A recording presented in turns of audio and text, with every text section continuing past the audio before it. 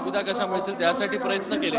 पण ह्या वर्षी प्रत्येक दिंडीला 20,000 रुपये देण्याचं काम केलं।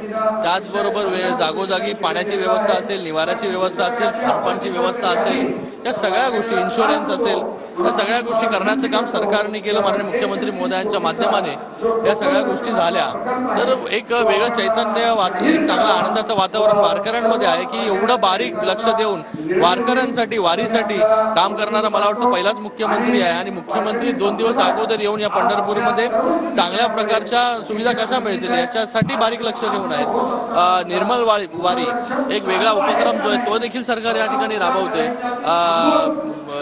तर मला वाटतं एकंदरीत चांगलं दरवर्षी चांगल्या सुविधा देण्याचं काम सरकार करते। आता तर वारकऱ्यांचं या महामंडळ देखील स्थापन करण्यात आलेलं आहे आणि या महामंडळाच्या निमित्ताने, त्याच्या माध्यमाने अजून चांगली कामं, अजून चांगली सुविधा या वारीच्या निमित्ताने पुढच्या वर्षी आणि त्याच्या अनेक वर्ष कसे देता येतील ह्या महामंडळातून होईल।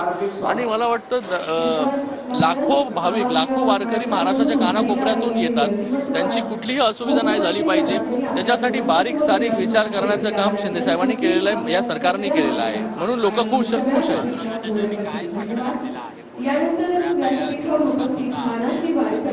मग मला वाटतं आज पांडुरंगाच्या आशीर्वादामुळेच आम्ही सगळे लोक इथे आहोत। त्याच्याच आशीर्वादामुळे त्यांनी बोलवल्यामुळे आज इथे पूजेचा मान जो आहे हा पूर्ण आमच्या परिवाराला इथे मिळालेला आहे। आणि सगळ्यांना सुख, समृद्धी, आरोग्य चांगलं लाभो, चांगलं काम या सरकारच्या माध्यमाने अजून येणाऱ्या काळामध्ये होत राहू।